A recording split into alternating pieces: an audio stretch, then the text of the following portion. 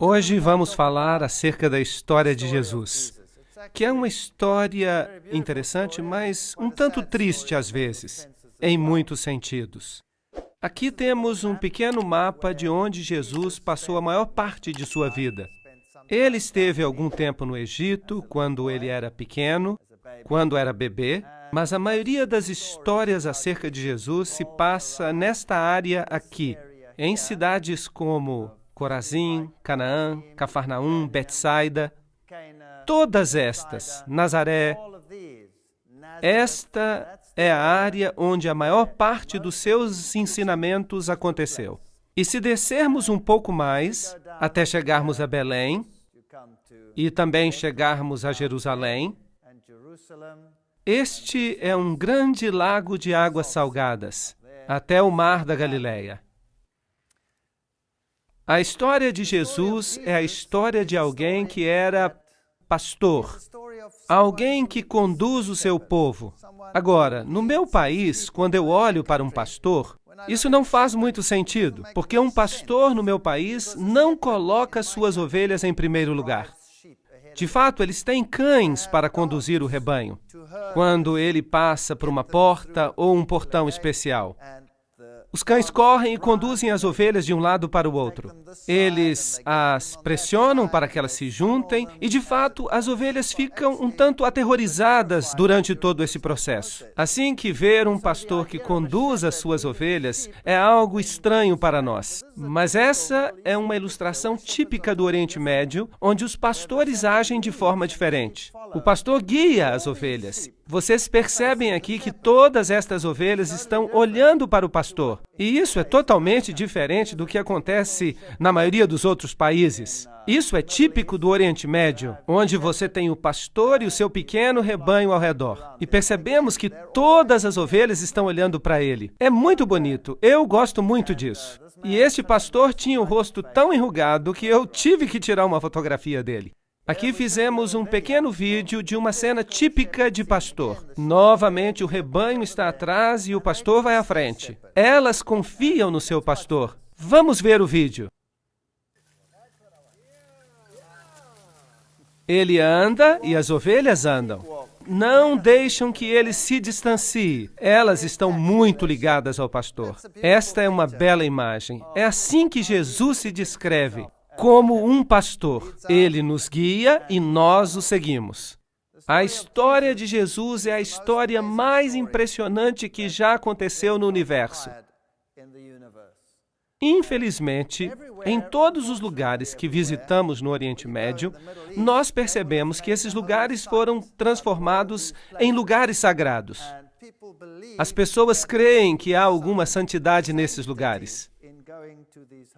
É bonito estar ali e é bom ver esses lugares, mas eles não são intrinsecamente sagrados. Você pode ter um encontro com Jesus no seu próprio quarto. E mesmo aqui. Claro que se você quiser ampliar os seus conhecimentos e ver como a vida era nessa área, aí é diferente. Mas ir para ali para receber uma bênção especial, isso é um engano. Portanto, esta aqui é aparentemente a caverna onde os pastores se encontraram naquela noite. E você pode ver que há aqui uma estrela no chão, e eles foram informados acerca do nascimento de Jesus. E nesta caverna, eles construíram uma igreja, com relevos ao redor e um pastorzinho neste lugar.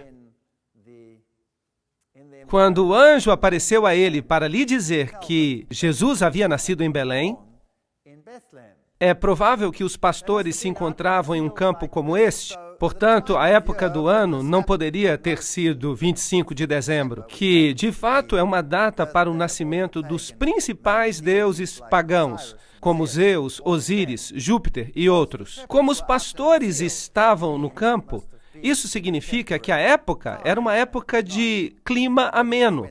Não era no meio do inverno, como seria o dia 25 de dezembro. Este aqui é o campo de Ruth, uma história linda, a história de Ruth, a Moabita, que é outra história da Bíblia que nos mostra que Deus não rejeita as nações. Apesar de Moabe ser uma nação apóstata, Alguém de Moabe aceitou a Jesus como seu salvador pessoal. Eles não o conheciam como tal, porque Jesus ainda não havia nascido. Mas eles acreditaram que o Deus de Israel era o Deus verdadeiro e que podia também ser o seu Deus. Esta é a cidade de Belém, onde Jesus nasceu. E há lugares maravilhosos ali. Alguém já foi até lá? Há lugares lindos e as pessoas de lá são maravilhosas. É como se nós fôssemos transportados de volta à Idade Média, em certo sentido. Este senhor aqui, um senhor de idade, me deixou muito impressionado. Vejam que há muitos rostos enrugados ali. E quando você caminha por estas ruas, é fascinante. Eu já visitei ali algumas vezes. É um tanto perigoso estar nesses lugares. Uma vez fomos apedrejados, mas conseguimos sobreviver. Em outra ocasião, éramos os únicos que podíamos viajar de um lado para o outro entre Israel e o Líbano. Experiências fascinantes. Os israelitas vêm, constroem um cerco, simplesmente constroem.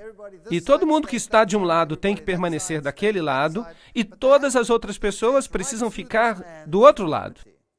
Aconteceu então que eles puseram uma barreira no meio da propriedade deste homem. E este era o nosso guia turístico. Era o único guia que tinha autorização para estar tanto de um lado quanto do outro. Porque éramos os únicos que podíamos passar de um lado para o outro. Todos os demais tinham que ficar de um lado ou do outro. Creio que foi uma providência divina.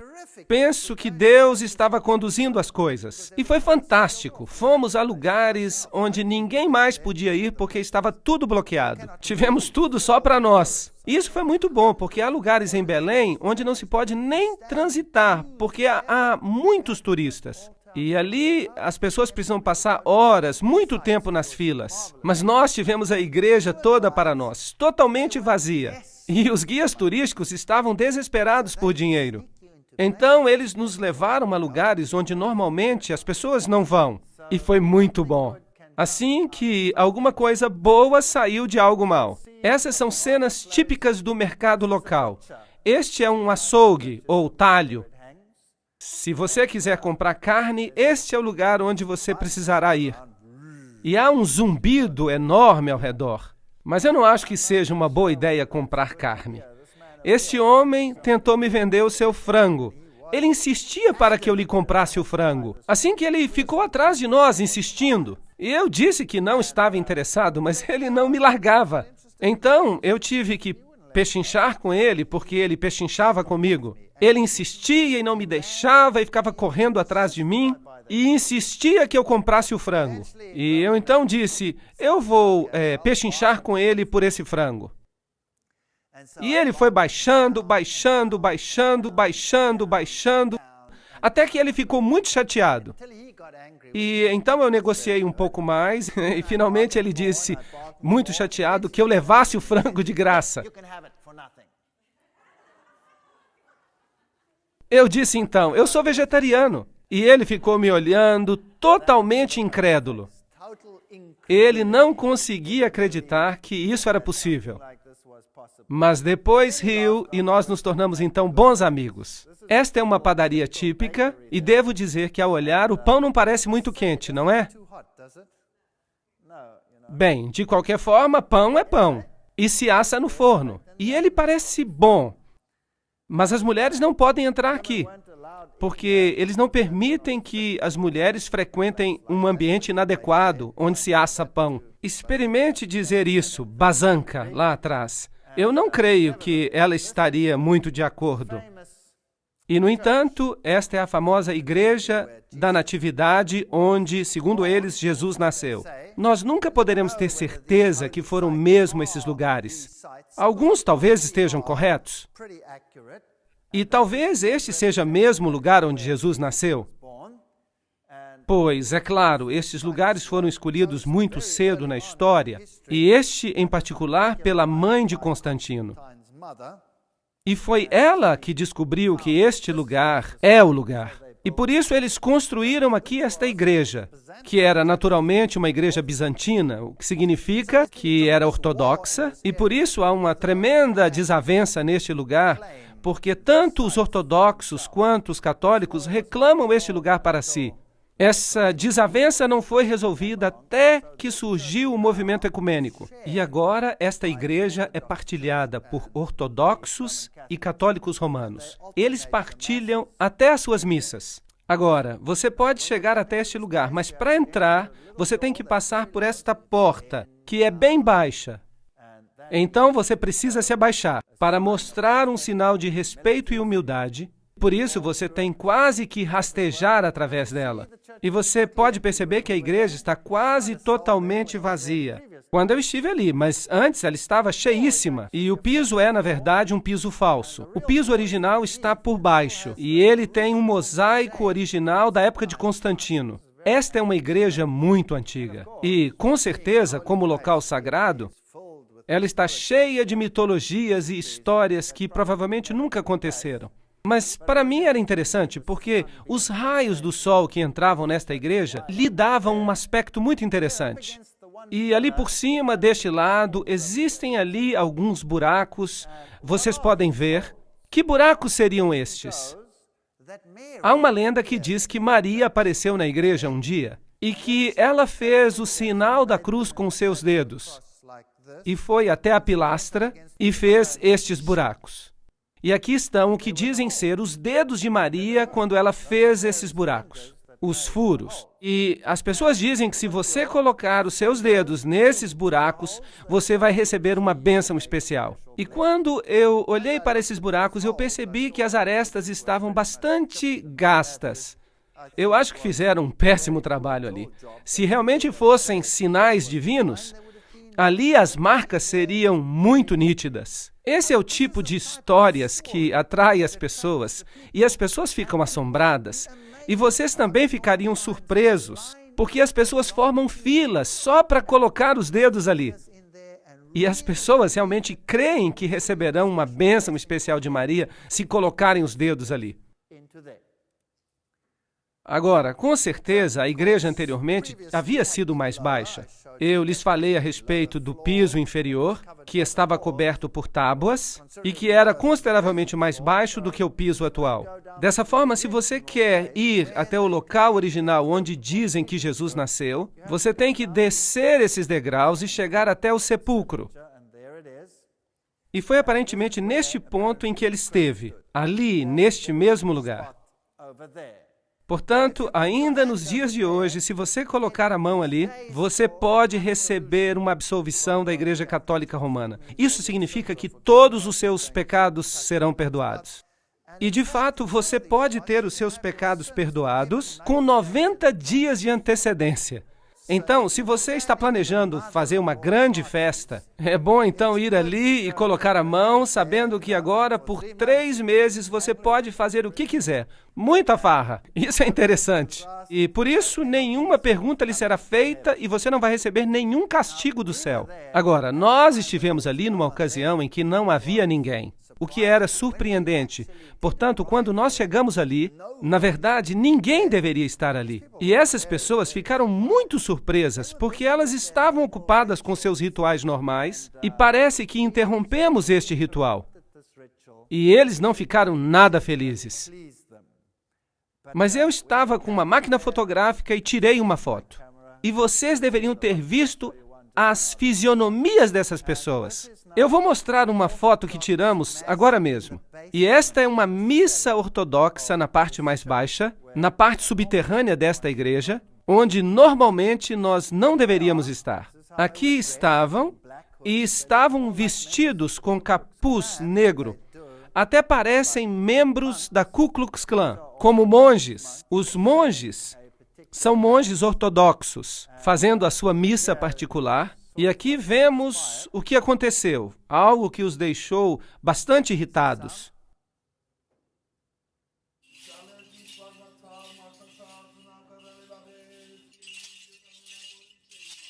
Ele está muito irritado conosco porque nós estamos tirando fotografias.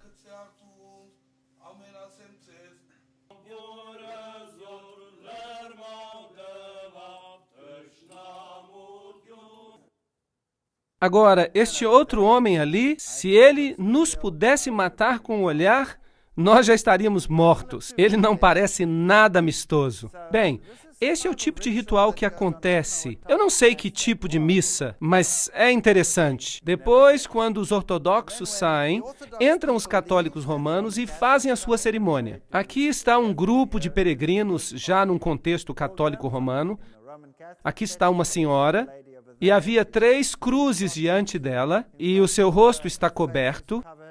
E dizem que é um bom lugar para ir se você quiser ser purificado de qualquer pecado, seja qual pecado for. Fora da igreja, eles têm uma estátua de Jerônimo, traduzindo as escrituras, e há um crânio lá embaixo. Isto parece um pouco de ocultismo, com certeza. A questão da morte e dos ciclos da vida e da morte. E quanto mais nós descemos, mais perto nós chegamos do porão da igreja, que é uma gruta. É ali que dizem que Maria realmente deu à luz. Mas você também pode notar esses arcos triplos, que são um símbolo do paganismo. E se este foi um lugar pagão, eu não posso dizer. Mas ali há também crânios que as pessoas dizem que são os crânios dos bebês que Herodes matou. Eu, particularmente, não creio que sejam. Mas isso é o que se diz. E é por isso que eu fotografei o que eu via. Em uma certa ocasião, uma bomba explodiu no lugar onde eu havia estado poucos minutos antes. Então, é um lugar muito perigoso. Vejam outra gruta. E nessa gruta também há um santuário dedicado a Maria. Porque dizem que neste lugar é onde Maria amamentou o seu bebê. E eu não sei explicar as diferenças, mas a gruta onde Maria deu à luz é uma, e o lugar onde José esperava por ela dar à luz é outro. Tudo isso é muito interessante. E quando você chega a este lugar, ele é chamado de Santuário do Leito. E você chega ali e há uma outra igreja, uma igreja construída numa caverna. Um símbolo pagão. E nas paredes nós percebemos estas manchas brancas que são certificadas por Roma, com o certificado do Papa, do papado, que é o leite que Maria esguichou contra as paredes. Sim, isto é muito grave. Quando ela estava amamentando a Jesus. Então, o guia que estava ali conosco, ele estava muito animado falando destes assuntos. E você pode receber uma unção especial com um certificado do Vaticano, dizendo que aquele de fato é o leite de Maria. Então, eu disse ao guia, você sabe, eu estive nas outras cavernas e há também manchas brancas similares nas outras paredes. Parecem que são depósitos de carbonato por causa da chuva. E ele me disse que sim. Nas outras cavernas, tudo bem, mas não nesta. Porque esta é a famosa Gruta do Leite. E se você continuar descendo, você chega até essas subcavernas. E ali você pode ver um ícone tríplice em cada uma delas. Isto é, de fato, uma lenda pagã. E quando Maria chega, ela toma o lugar de Ísis. Ísis era considerada a rainha da fertilidade. Afinal de contas, ela conseguiu dar à luz Horus, mesmo depois que seu marido morreu. Ela o reconstruiu. E aqui, se as pessoas tivessem problemas de fertilidade, elas podiam orar a Ísis, e isso resolveria os seus problemas de fertilidade. Se tivessem problemas para amamentar, então elas deveriam orar a Ísis, e logo depois o leite fluía. Isso é uma espécie de paganismo antigo, ressuscitado no cristianismo moderno nestes lugares. Jesus, é claro, sobreviveu ao massacre de Herodes. E a família desceu para o Egito. Portanto, a Bíblia nos diz que eles passaram algum tempo no Egito, tempo suficiente para o rapaz amadurecer, segundo o costume de Israel. Ele retornou do Egito e viveu em Nazaré. Isto é o que a Bíblia nos diz. Agora, se você for ao Egito, este é o lugar para o qual as pessoas pensam que a família santa veio. E ali também eles têm algumas imagens. Novamente, a Igreja Ortodoxa tem aqui alguns lugares que ela considera sagrados. E aqui está a história de José descendo com sua família para o Egito. E uma das igrejas mais famosas por aqui é a Igreja do Patriarcado Cópita, um mosteiro, a Igreja da Virgem Maria em Adawa, no Egito. E é uma igreja muito famosa. Há poucos anos, e eu me esqueci exatamente quantos anos faz, no fim dos anos 90 por aí, Maria teria aparecido. Teria havido aparições da Virgem neste lugar. E o mundo muçulmano ficou louco com isso.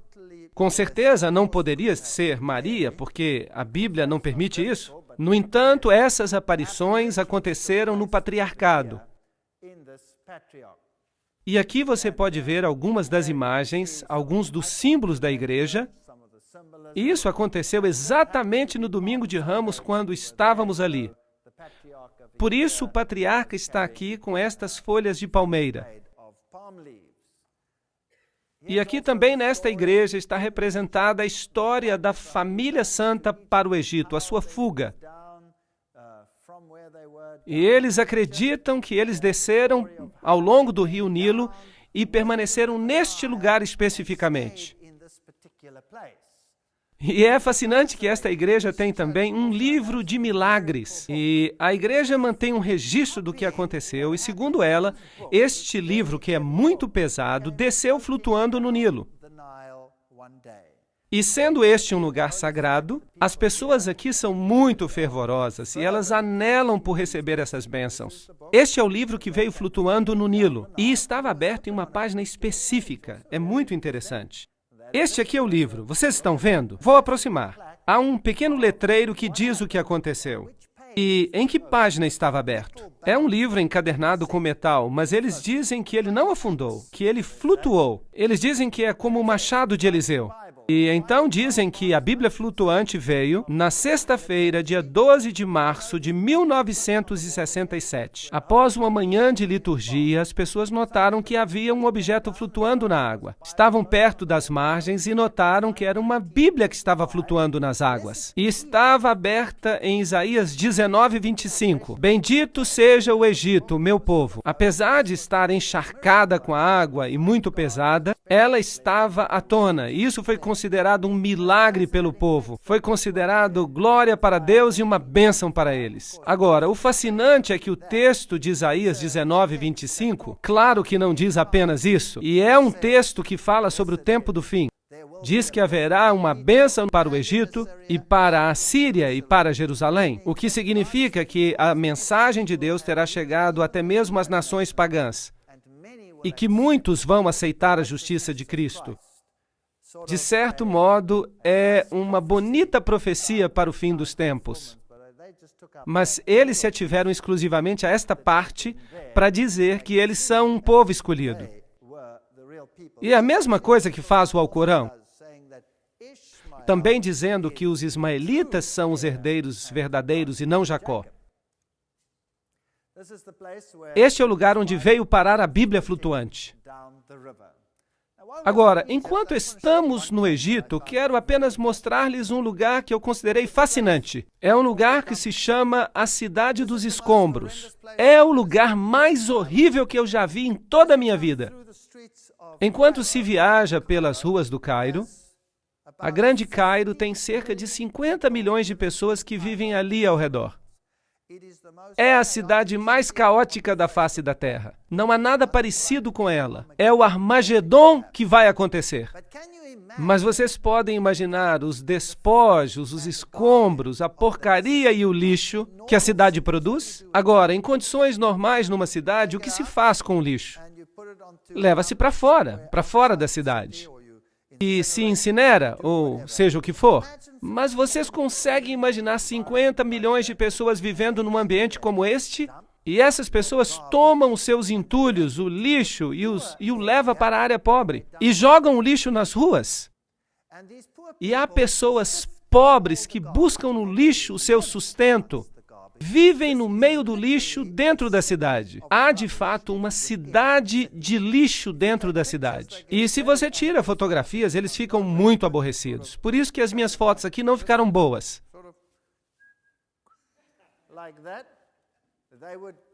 Eles literalmente me matariam se me vissem tirar uma foto. Por isso tivemos que fazer assim, e é surpreendente que toda esta cidade, quando se cruza a cidade dos escombros, há um portal, e quando se passa este portal, de repente estamos num lugar completamente diferente. É espantoso. Esta aqui é quando se entra na cidade dos escombros, e esta é a forma como as pessoas vivem ali. Não dá nem para imaginar. O meu coração realmente ficou condoído. Que estão lugares cheios de lixo. Eles vivem aí. Este é o seu lar. E eles vivem no meio do lixo. Sua casa é de lixo. Aqui dá para ver os caminhões de lixo entrando, há centenas.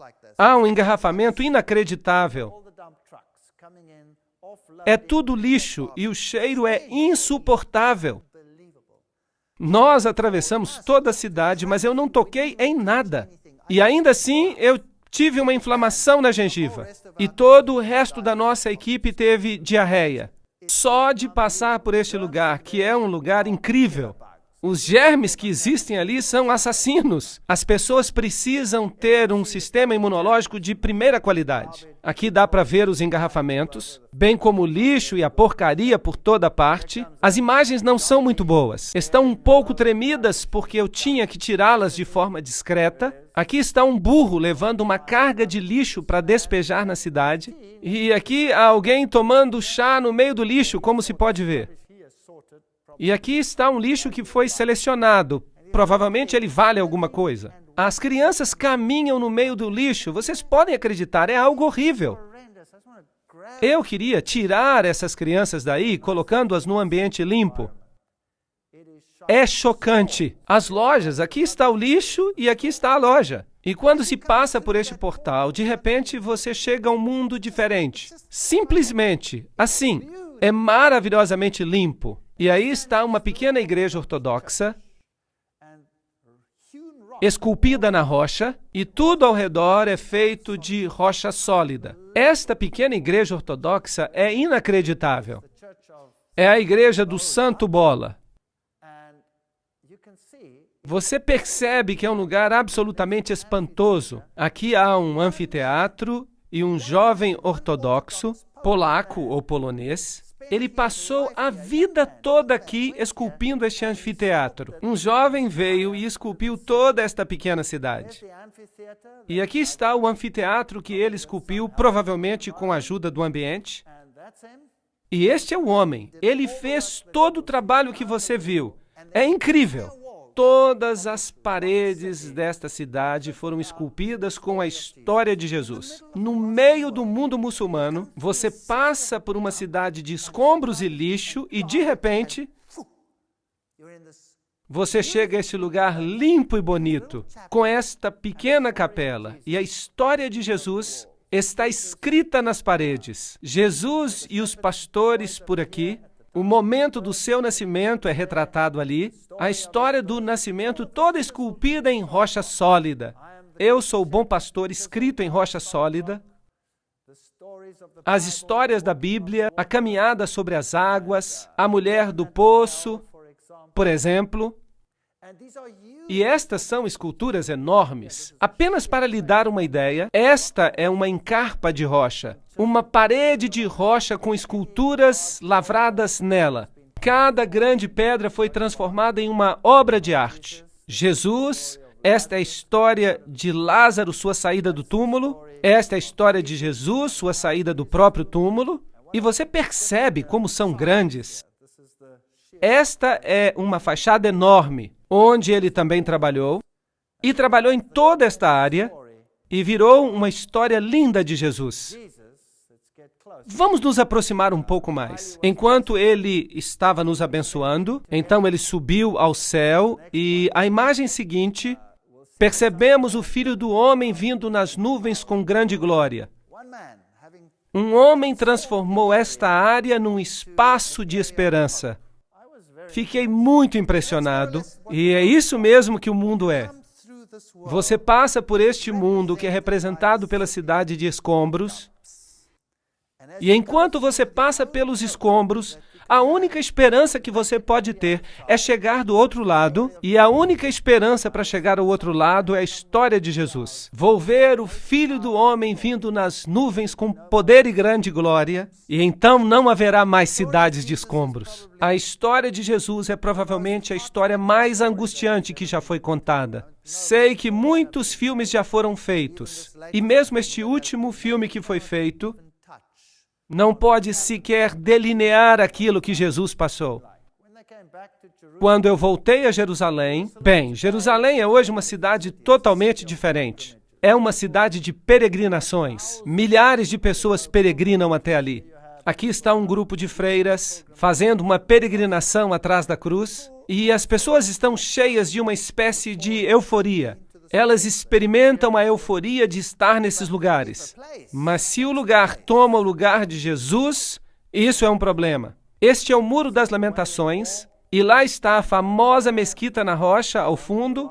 Este é o Muro das Lamentações, e não faz parte do templo original, senão que é parte do corte exterior do templo. Ao subir as escadas, pode-se ir a esta área hoje. Ninguém está autorizado a entrar ali.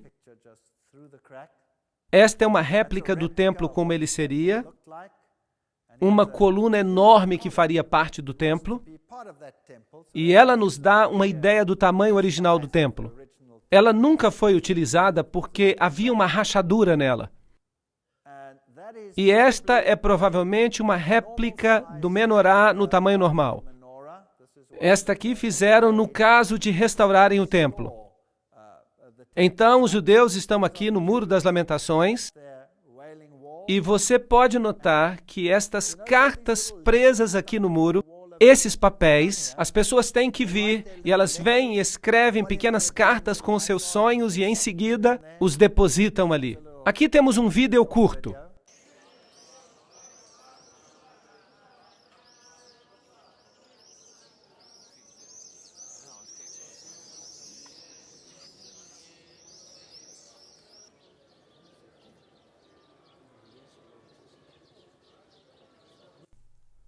Sabem, quando eu olhei para todas estas coisas, para estes judeus sinceros, em pé, na frente do Muro das Lamentações, mostrando reverência para com o muro, eu me perguntei a mim mesmo, se eles apenas conhecem a rocha, sem compreender a rocha da salvação, se eles simplesmente pudessem compreender que não há salvação em tijolos e que a única salvação está no que esta parede representa. As pessoas têm a tendência de fazer com que lugares comuns sejam considerados santos. Isso é muito triste. E, no entanto, passam por alto a pessoa que esses lugares representam.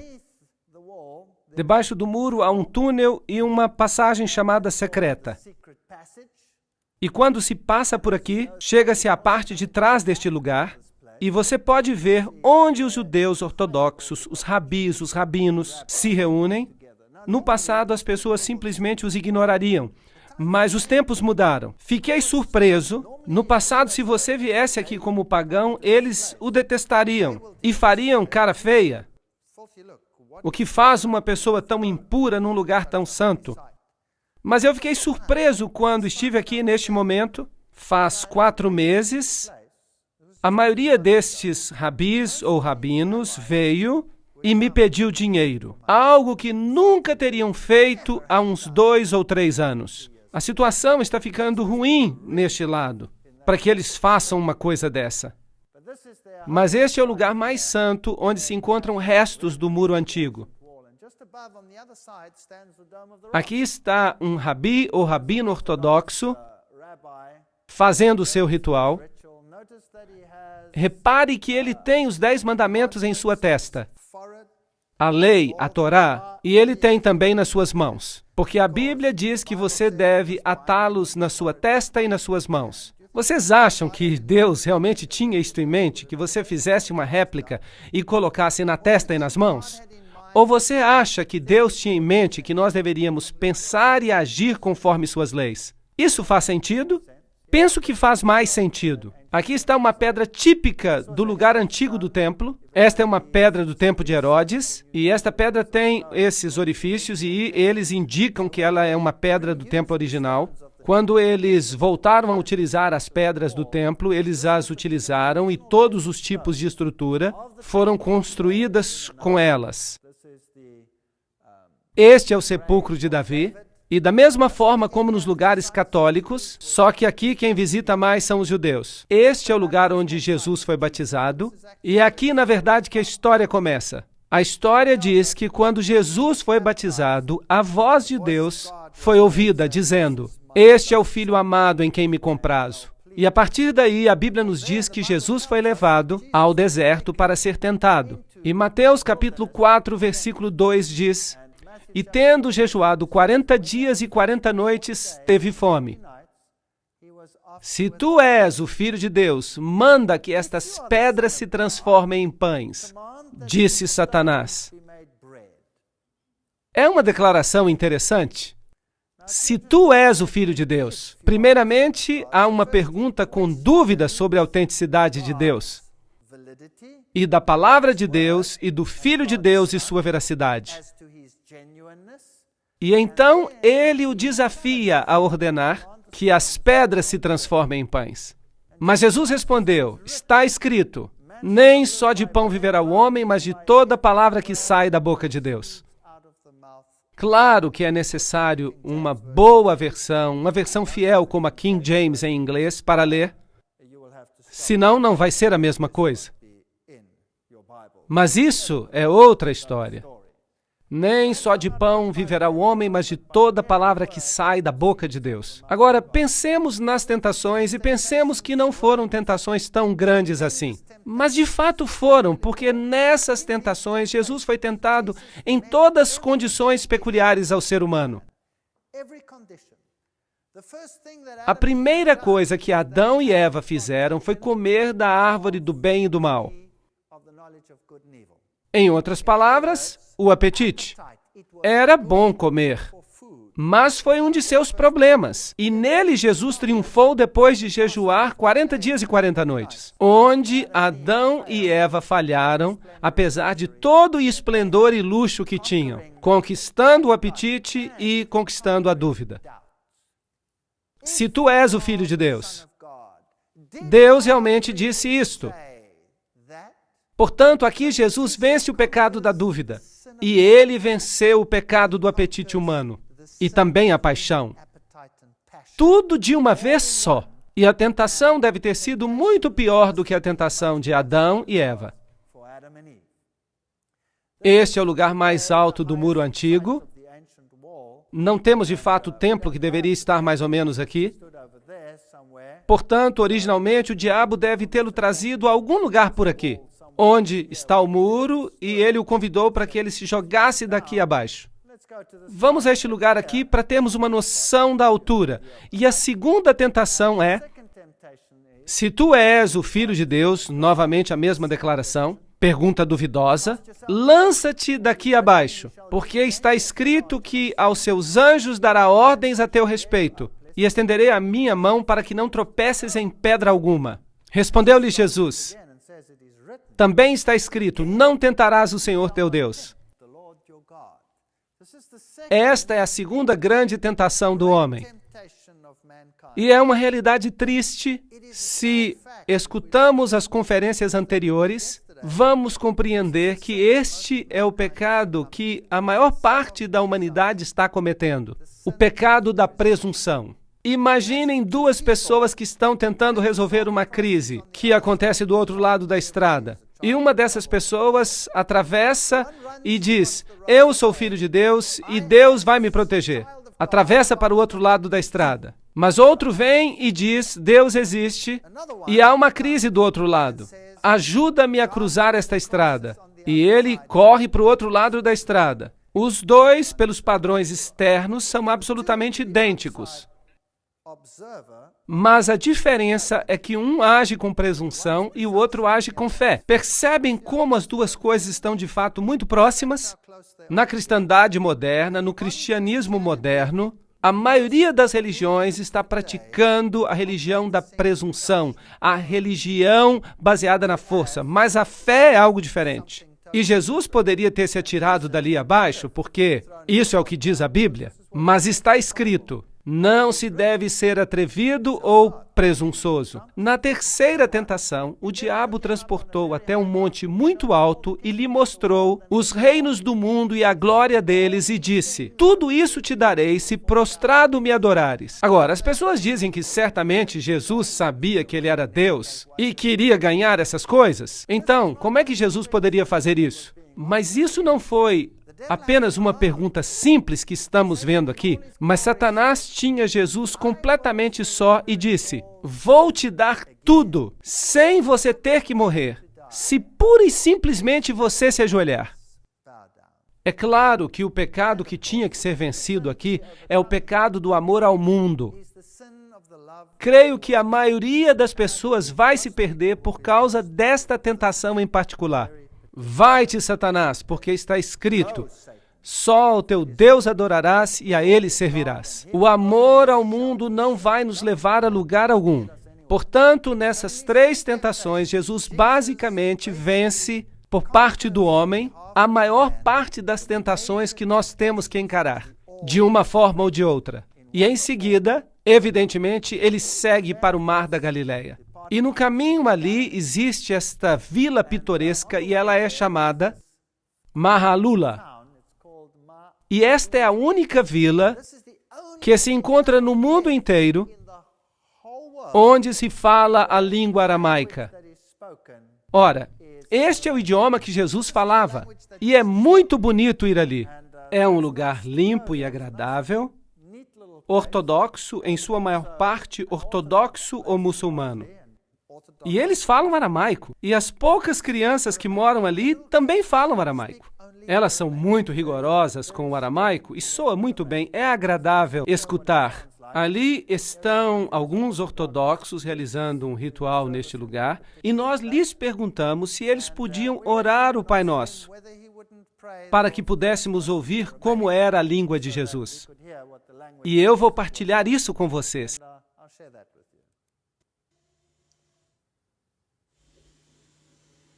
أبو ناحتي بشمو يجكاتاش يشماخ يثالي والكاخ جثك الإيروتشاخ يخبش مو تشيب على رعا أبيح لحماح أخو اليوماح وفر ليحتي يوثح إخ من غفر لتمخت عن مينح ولو فاشتخل الناح تشاري بيوثح بيس حصل الناح مشيدا.